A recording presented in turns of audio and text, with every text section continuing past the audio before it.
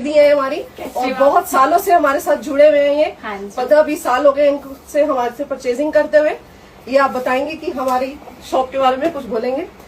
मैं भाभी के पास कम से कम 10-15 साल से आ रही हूँ और इनकी जो फैब्रिक्स हैं वो अल्टीमेट है। अल्टीमेट मतलब डिजाइनर पीस जो चाहते हैं आप सब, क्योंकि सबको आज अलग दिखना है, सबको आज न्यू चाहिए, हर रोज नया कपड़ा चाहिए। तो अगर कुछ नया लेना हो तो भाभी के पास आए और यहाँ से परचेज करें। मैं तो यहाँ पे अपने लिए पर्सनली बहुत सारी परचेजिंग करती हूँ। तो भाभी आज आप मुझे क्या दे रहे हो? आपकी आज मैंने कटोरा तो आपको मुझे दोनों डिजाइन बहुत सुंदर दिखाए हैं। हाँ, ये आज नई मैं- कलेक्शन है, आज ही आई है मेरे पास।